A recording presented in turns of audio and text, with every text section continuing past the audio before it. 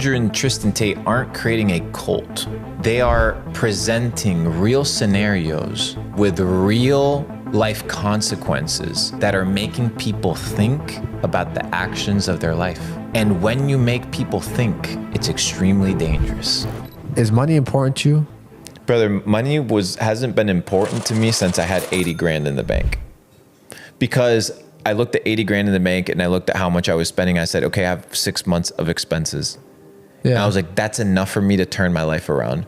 So ever since I had 80 grand in the bank account, mentally nothing's changed except I need to become better. I need to become better. I need to become better. And how do you do that? Someone watching this, how does a kid watching this, how do they get better? What do they do?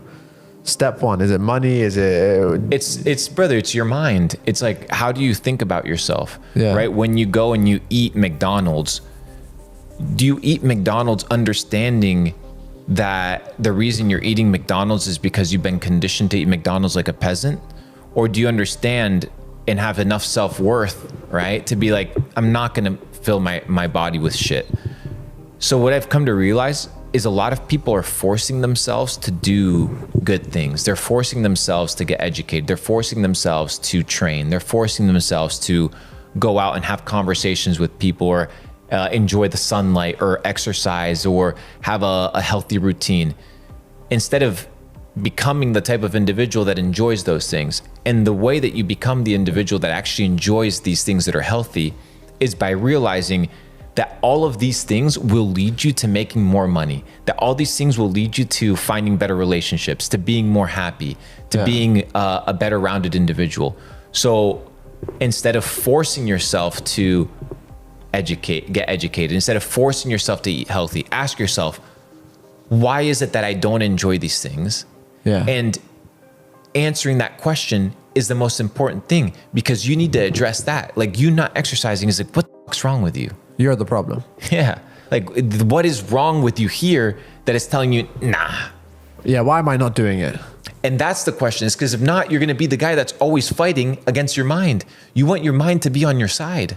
I heard but you you say need this. to train it. You were saying that if you're not successful, you are the problem. 100%. If you're a failure, you're the problem. So do you stick by that? Like, that's I mean, the life that you have is the life that you chose. That's deep.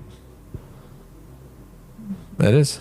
Like, you are today here right now, brother, because you said, I want to be here. There's no other person that can do it. Nobody. But the problem, you know what it is people are afraid of assuming responsibility for their actions. Successful people will tell you that they're self-made. Unsuccessful people won't. But they're both self-made. You're right. People that fail because of themselves. Now, talking about that, you have a lot of great relationships with people, and one of them being Andrew Tate. Now, he recently got released, obviously. What do you think about that whole situation and what it says about the world we're in? Because obviously, guys, Andrew Tate, I know him, Luke knows him. The whole situation was kind of crazy. But just getting onto the whole, how life works. Any comments you want to make about that situation? More dangerous than the philosophical cultural change and an ideology is teaching people how to think.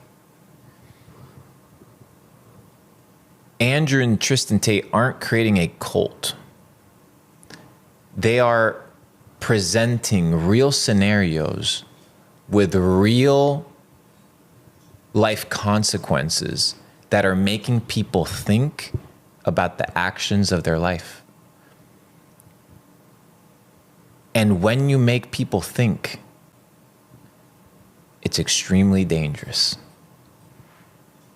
So I think that they were conned and they got put in there unfairly. So yeah, it's kind of screwed up situation. And is this like it's dangerous for like governments, or? It's dangerous. It's dangerous because you need to be running a narrative in order for the world to flow. And if anybody is disrupting your narrative, you can't have that. Yeah. Remember, you're not talking about somebody that gets 50 million views. You're talking about somebody that gets billions and billions of views every single month consistently. So, And he's changing the way people think. he's not changing how people think. That's the big fallacy in this entire scenario. He's making people think. Most people don't think. What is happening right now is a trigger of conversation, of reality check. It's like, okay, this is the narrative, but here is another narrative that just has been introduced that you guys have not been exposed to. Let's see what it says. And a lot of people have been gravitating to this narrative, and this dominant narrative is opposed to this narrative, so therefore it attacks it. It's War 101. And you think that's like the whole matrix system, breaking the matrix. And that to do that, is it step one to get out the matrix is just think. I mean, yeah, you have to use your head. You have to be able to pick up your, like I told you today, we were talking about the Great Wall of China and the discoveries and thoughts that I had when I was walking through the Wall of China. I'll say that story. So Luke was recently in China, I guess, and you were at the Great Wall of China. 2019, yeah. All right, 2019. And you said sometimes you have to use your own brain. So you're at the Great Wall of China and you realize that this wall, instead of it facing opposing to China, it was actually facing China. Correct. So the defense mechanisms, instead of it being facing outside of China, which you're supposed to be guarding China, it was actually facing China as if China was attacking. And then you start doing some research and you start realizing that there was empires throughout those areas prior to the Chinese Empire that were known for their constructions and their buildings. And there's a potential theory as to the Great Wall of China actually belonging to ancient civilizations prior to that. But unless I had been there walking and been like, why is this pointing in the wrong direction? Yeah, I would have never actually gone out and evaluated that. So yeah, picking up your head, thinking and asking yourself, why do things work the way that they work? and why is that? Brother, people want to be told what to do. People love to be told what to do. You know why? Because when they're told what to do, they can no longer assume responsibility for the outcome. They'll be like, well, he told me what to do. It's his fault. Yeah. It's his fault. But when you have to assume responsibility for your thinking process, for your belief system, when something fails, you can't point at anybody except yourself. So people like to assume the thoughts and the systems and the beliefs of other people, because if those systems and thoughts and beliefs don't pan out, they can blame.